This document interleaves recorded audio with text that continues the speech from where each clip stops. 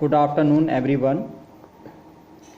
कक्षा 8वीं संस्कृत के इस सत्र में हम आज पुनरअभ्यास कार्य अर्थात रिवीजन वर्क प्रारंभ कर रहे हैं। बच्चों, कक्षा 8वीं संस्कृत के इस सत्र को आगे बढ़ाते हुए हम पुनः एक बार पाठ 1 सुभाषितानि श्लोक, दिए गए श्लोक के अर्थ समझेंगे, शब्दार्थ पर प्रकाश डालेंगे एवं दिए गए अभ्यास प्रश्नों के उत्तर हम ज्ञात करेंगे। तो आइए हम श्लोक समझते हैं। देखिए, पहला श्लोक है, जैसा कि मैंने आपको बताया था, सुभाषितानि अर्थात सु यानी अच्छा, भाष अर्थात वचन या बोली।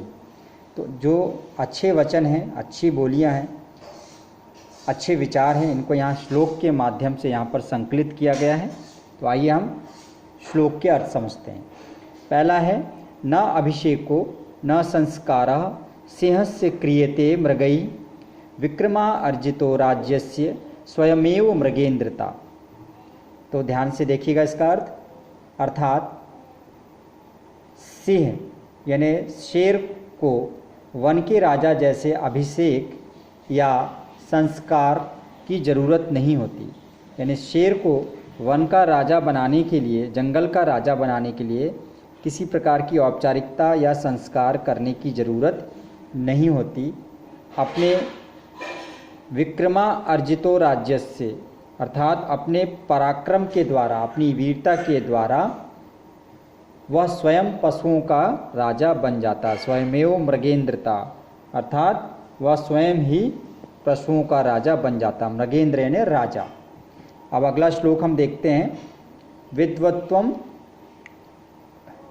देखिए यहाँ पर अगला श्लोक है, विद्वत्वम च नृपत्वम च नैव च न एव तुल्य कदाचन स्वदेशे पूज्यते राजा विद्वान सर्वत्र पूज्यते। अर्थात विद्वान मनुष्य और राजा की कभी तुलना, आपस में तुलना नहीं हो सकती। कदाचन यानी कभी नहीं, क्योंकि स्वदेशे पूज्यते राजा, राजा तो केवल अपने देश में ही पूजा जाता है। विद्वान सर्वत्र पूज्यते, जो विद्वान व्यक्ति होते हैं, जो गुणी व्यक्ति होते हैं, वे चारों ओर सर्वत्र सभी जगह पूजे जाते हैं, उनका सम्मान होता है। अगला हम श्लोक देखते हैं। मूर्खस्य पंचचिह्नानि गर्वो दुर्वचनम तथा क्रोधस्य दृढ़वादस्य पर वाक्येषु अनादरः। देखते हैं, आइए इसका हम इस श्लोक का अर्थ समझते हैं। तो जो मूर्ख लोग होते हैं, मूर्ख व्यक्ति होते हैं, उनके क्रमशः 5 लक्षण होते हैं, 5 उनकी निशानियां होती हैं। कौन कौन से होते हैं? देखिए, मूर्खस्य पंचचिह्नानि गर्वो दुर्वचनम, गर्व, दुर्वचनम यानी कठोर वचन, अपशब्द, क्रोध यानी क्रोध, हट, जिद और दूसरों की बातों का अनादर, दृढ़वादस्य परवाक्येषु अनादर, और दूसरों की बातों का सम्मान नहीं करना या अनादर करना। तो ये 5 लक्षण मूर्खों के होते हैं। अगला श्लोक हम देखते हैं। अष्टादश पुराणेषु व्यासस्य वचनद्वयम् परोपकारः पुण्याय पापाय परपीडनम।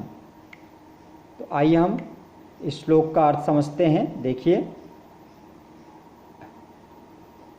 अष्टादश पुराणेषु व्यासस्य वचन द्वयम् अर्थात महर्षि वेद व्यास जी ने 18 पुराणों में 2 विशिष्ट बातें कही हैं। वचन द्वयम्, परोपकारः पुण्याय पापाय परपीडनम। परोपकार करना पुण्य होता है, और पापाय परपीडनम, और पाप का अर्थ होता है दूसरों को दुख देना। ठीक है। श्लोक क्रमांक 5 इसे आप छोड़ दीजिए, हम देखते हैं श्लोक क्रमांक 6।